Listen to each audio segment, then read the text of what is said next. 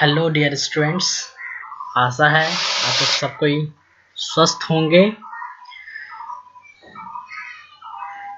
Today's lecture में हम लोग डिस्कस करेंगे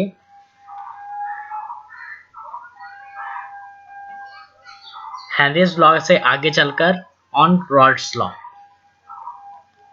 तो हेनरीज लॉ मेनली हमारा क्या था कि हम लोग डिस्कस कर रहे थे vapour pressure of gas in a liquid solution, और रॉल्स लॉ उससे थोड़ा सा आगे चलकर है कि यहाँ हम लोग डिस्कस करेंगे vapour pressure of liquid in a liquid solution. तो gas in liquid solution Henry's law, और जैसे ही लिक्विड इन लिक्विड सॉल्यूशन आता है वो डिस्कस करवाता है हमारा रॉल्स लॉ। तो स्टेटमेंट पहले देखते हैं क्या लिखा हुआ है statement. For a solution of volatile liquids the partial vapor pressure of each component of solution is directly proportional to its mole fraction present in solution। तो यहाँ यदि अच्छे से हम लोग एक एक स्टेटमेंट में, हमारा मेन रीजन क्या होता है कि हम टर्म्स को देखते हैं कि क्या क्या इंपॉर्टेंट है, और वही हमारा मार्क्स गेन करवाता है या फिर लूज करवाता है। तो यहाँ क्या है, वोलेटाइल लिक्विड, तो इसको अंडरस्टैंड करते हैं। वोलेटाइल लिक्विड क्या होगा, लिक्विड्स, तो मतलब जब लिक्विड सॉल्यूट और सॉल्वेंट दोनों ही तुम्हारा लिक्विड स्टेट में है, तो क्या करते हैं कि लिक्विड के अंदर इतना कैपेबिलिटी होना चाहिए कि वो क्या हो जाए, वोलेटाइल मतलब होता है कि वो लिक्विड स्टेट से यदि कुछ उसको वेपर में वो कन्वर्ट होने का उनका कैपेबिलिटी को ही हम लोग बोलते हैं वोलेटिलिटी। तो जस्ट लाइक ऑयल के अंदर उतना वोलेटाइल नेचर नहीं है जितना वाटर के अंदर के। वाटर को यदि रूम टेम्परेचर पर रखे तो ज्यादा जल्दी गैसियस फॉर्म में, वेपर फॉर्म में कन्वर्ट होगा देन जो हमारा सरसों तेल या फिर कोई भी ऑयल लेते हैं। हाँ, ऑयल इन द सेंस सरसों तेल का ही बात कर रहे हैं। यदि हम एज अ पेट्रोल देखें तो पेट्रोल का वोलेटाइल नेचर वाटर से भी ज्यादा है, वो थोड़ा सा टेम्परेचर मिलेगा तो वो चेंज हो जाएगा।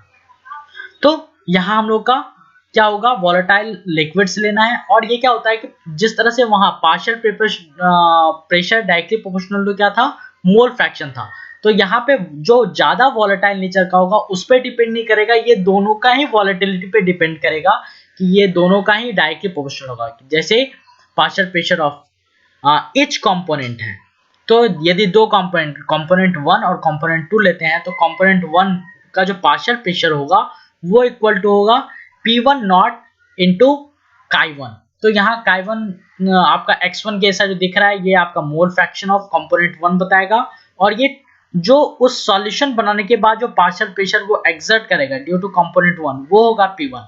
और यहाँ एक नया टर्म जो दिख रहा है P01, ये हमारा क्या होगा, जब उस सॉल्यूशन को हम यदि अलग से रखते हैं। यदि हम एग्जांपल ही ले लेते हैं, यहाँ पे आपका अल्कोहल और वाटर का एक सॉल्यूशन बना हुआ है, तो अल्कोहल को यदि हम कंपोनेंट 1 मानते हैं, तो यदि एक कंटेनर में सिर्फ अल्कोहल रखे तो वो क्या होगा, अल्कोहल भी वो भी उसको टेम्परेचर मिलेगा तो वो वेपर में कन्वर्ट होगा। तो वेपर में कन्वर्ट होगा तो उस समय जो वो प्रेशर एक्सर्ट करेगा वेसल पे, that will be called as the P1 naught. और इसी को हम लोग बोलते हैं क्या, it is the vapour pressure of pure component 1 at the same temperature. तो टेम्परेचर दोनों का सेम होना चाहिए, मतलब अल्कोहल और वाटर का जो सॉल्यूशन बनाएंगे तो जब P1 नॉट उसी समय एक्सर्ट करेगा जिस समय आपका क्या होगा कि सेम टेम्परेचर पे दोनों को रखेंगे। और सिमिलरली क्या हो जाएगा, P2 equal to P2 not x2, मतलब दोनों ही अपने मोल फ्रैक्शन पे डिपेंड करते हैं। लेकिन वहां भी हम लोग डाल्टन का एक इक्वेशन लिए थे। डाल्टन क्या बोल रहा था वहां पे, डाल्टन का स्टेटमेंट ये था कि जो पार्शियल प्रेशर होता है वो क्या हो जाएगा, हमारा directly proportional to mole fraction हो जाएगा।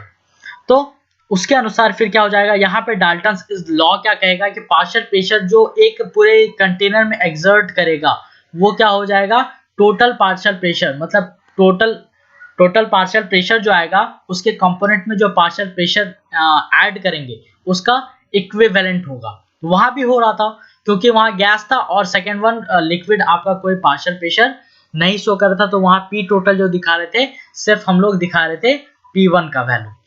तो उसी चीज को अब हम लोग यहाँ यदि सब्स्टिट्यूट करते हैं कि P टोटल को P टोटल रहने दिए, P1 का वैल्यू यहाँ से हम लोग लेते हैं क्या है P1 का वैल्यू P1 नॉट x1 और P2 का वैल्यू क्या है P2 नॉट x2। तो उसी को यहाँ हम लोग दिए हैं। और वी नो दैट यदि एक मोल फ्रैक्शन हम लोग क्रिएट करते हैं तो मोल फ्रैक्शन सिंपली क्या होता है, number of moles of component by total number of moles. तो इनका जो सम होता है एक मोल फ्रैक्शन वो 1 के बराबर होता है। तो x1 को यदि हम लेट कर लेते हैं x1 प्लस x2 बराबर 1 होगा तो x1 का वैल्यू हम लिख सकते हैं 1 माइनस x2 और सिमिलरली यहाँ एज इट इज लिख दिए हैं। तो क्या हो जाएगा, इसको यदि हम मल्टीप्लाई करेंगे तो ओवरऑल हमारा क्या मिलता है P1 not as it is उतार दिए और यहाँ से माइनस x2 P1 नॉट और ये x2, तो x2 क्या किए कॉमन ले लिए हैं P2 माइनस P1 नॉट। तो ये क्या हमारा जो है पार्शियल प्रेशर, मतलब किसी एक चीज पे हम इक्विवेलेंट करके दिखा सकते हैं। मतलब ये दिखाएगा क्या, सिर्फ एक का भी हमको मोल फ्रैक्शन यदि पता हो और दोनों का हमारा partial pressure of pure component यदि पता रहेगा तो हम टोटल पार्शियल प्रेशर सॉल्यूशन का निकाल सकते हैं। तो इसी चीज को यहाँ दिखाया गया है कि total vapour pressure over the solution can be related to mole fraction of any one component, और उसी चीज को बताया गया मोल फ्रैक्शन ऑफ कंपोनेंट 2 पे इस इक्वेशन को डिपेंड करवाया गया है। और नेक्स्ट वन, जब इसका हम ग्राफ ड्रॉ करते हैं vapour pressure versus mole fraction, तो एक यदि हम P1 कंपोनेंट 1 को लेते हैं या हमारा क्या किए हैं लेफ्ट साइड लिए हैं और P2 कंपोनेंट को हम राइट साइड लिए हैं, तो ग्राफ में यदि वेपर प्रेशर आपका P1 नॉट कम है देन P2 नॉट, तो इससे ये समझ में आएगा कि P1 जो है इसका वेपर प्रेशर कम हो रहा है।